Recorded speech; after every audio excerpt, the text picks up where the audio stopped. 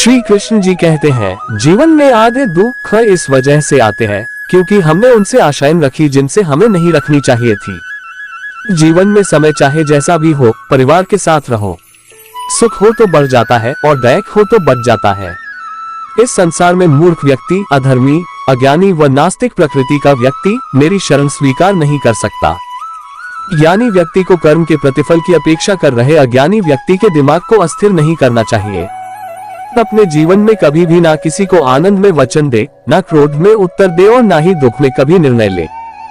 किसी और का काम पूर्णता से करने से कहीं अच्छा है कि अपना काम करे, भले ही उसे अपूर्णता से करना पड़े।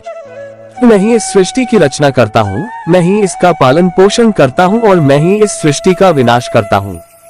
कृष्ण कहते हैं, जब जब संसार में धर्म की हानि होगी, अधर्म की विजय, तब तब मैं इस पृथ्वी पर अवतार लूंगा। अमीर बनने के लिए एक एक क्षण संग्रह करना पड़ता है, किंतु अमर बनने के लिए एक एक कण बांटना पड़ता है। जिंदगी में सब कुछ खत्म होना जैसा कुछ भी नहीं होता, हमेशा एक नई शुरुआत हमारा इंतजार कर रही होती है।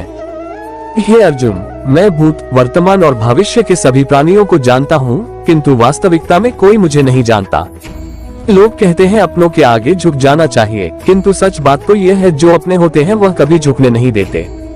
वह दिन मत दिखाना कान्हा कि हमें खुद पर गुरूर हो जाए, रखना अपने दिल में इस तरह की जीवन सफल हो जाए। वह जो सभी इच्छाएं त्याग देता है, मैं और मेरा की लालसा तथा भावना से मुक्त हो जाता है, उसे शांति प्राप्त होती है।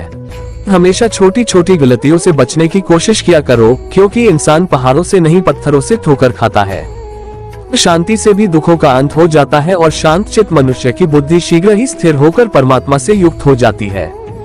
अपनी पीड़ा के लिए संसार को दोष मत दो, अपने मन को समझाओ, तुम्हारे मन का परिवर्तन ही तुम्हारे दुखों का अंत है। श्री कृष्ण कहते हैं, एक बार माफ करके अच्छे बन जाओ, पर दोबारा उसी इंसान पर भरोसा करके बेवकूफ कभी ना बनो। इच्छा पूरी नहीं होती तो क्रोध बढ़ता है और इच्छा पूरी होती है तो लोभ बढ़ता है। इसलिए जीवन की हर स्थिति में धैर्य बनाए रखना। अगर तुम अपना कल्याण चाहते हो तो सभी उपदेशों, सभी धर्मों को छोड़कर मेरी शरण में आ जाओ, मैं तुम्हें मुक्ति प्रदान करूंगा।